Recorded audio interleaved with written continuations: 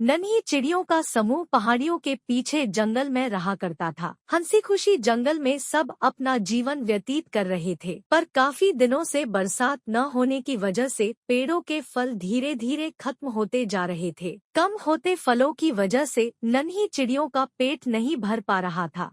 इन कम होते फलों की वजह से जंगल के हर जानवर परेशान थे। एक दिन तीनों चिड़िया फल ढूंढते हुए जंगल के सबसे ऊंचे पेड़ पर चढ़ गई, जहां उसे बच्चे कुछ फल तो मिले पर वह उसकी भूख मिटाने के लिए काफी नहीं थे। पर तभी तीनों की नजर कुछ दूर बसे सूखी जंगल जहां पेड़ों पर ढेर सारे फल थे। उसने खुद से कहा, इतने सारे फल, इन सब फलों से तो हम सब का गुजारा आराम से हो जाएगा।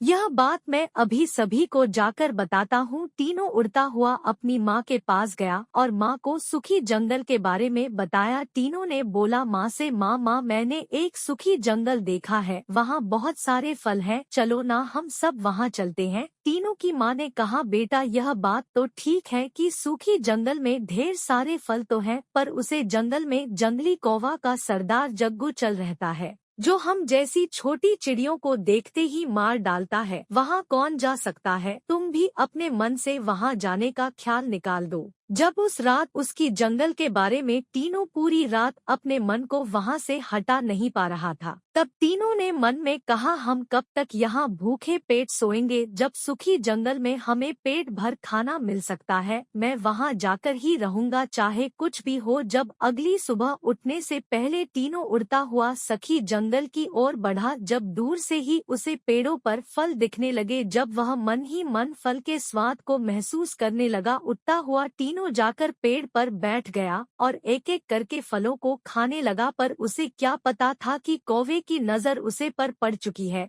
जब कालिया कुआ उसको फल खाता देख उड़ता हुआ जग्गू चल के पास गया और उसे सारी बात बताई। जब जग्गू चल गुस्से में बोला कि किसकी इतनी हिम्मत कि हमारी इजाजत के बिना हमारे पेड़ों के फलों को खाए। जब उसने दो कौवा को उसे पकड़ कर लाने को कहा, जब आराम से फल खा रहे तीनों को जाकर उन्होंने पीछे से पकड़ लिया। जब वह अपने पंजों से पकड़कर चील के पास ले गए।